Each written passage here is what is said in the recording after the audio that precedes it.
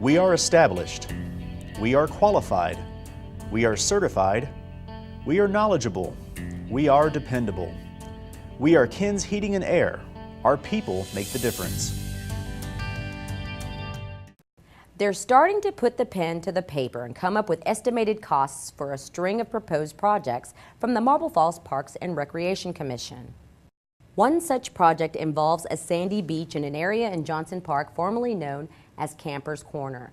Officials estimate building a beach area complete with restrooms and parking off the water would cost about $50,000. The Parks and Recreation Commission recently announced they will be asking the City Council for approximately $50,000 per year of capital improvement funds to carry out projects like the beach proposal. An answer on that request is pending. Here's a list of other projects and price tags on the Commission's wish list. The Backbone Whitman Trailway, which is a two-phase project, the first of which gravel from Johnson to Westside Park, about $50,000. At the existing skate park, a restroom and building renovations, including a group room for rentals, would be about $50,000. An adult soccer field proposal to identify a location and build would be about $10,000, they estimate. Johnson Park Trails, a hike and bike trail that's connecting from Johnson Park to another area of the city, $50,000. The Campers Corner Park improvements, and this includes the area where the Sandy Beach proposal is as well. Shaded picnic tables and boat tie-ups would cost about $200,000. Now the sports complex is the big ticket item, about $8 million for softball, baseball, and soccer fields.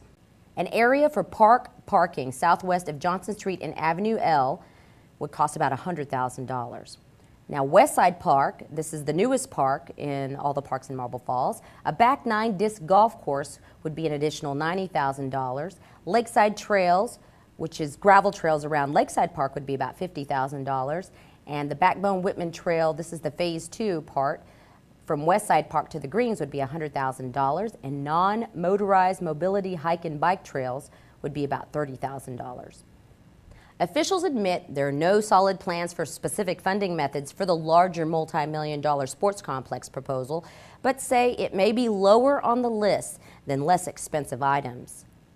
A good approach to doing maybe smaller projects at a time would at least ensure that we're doing something in our park system as opposed to waiting and then trying to do multi-million-dollar projects to catch up with repairs that haven't been done in quite some time. What I would propose is that the city look at allocating $50,000 or so per year out of the capital budget to take on some of the smaller projects. And that way we could see continual improvements over the years instead of waiting so long, nothing happened, and then all of a sudden be faced with a very high dollar project. During that same meeting where those discussions took place, a commissioner resigned. Wendy Fitzer announced her resignation due to her recent move to Spicewood. Fitzer was the driving force behind the Sandy Beach project.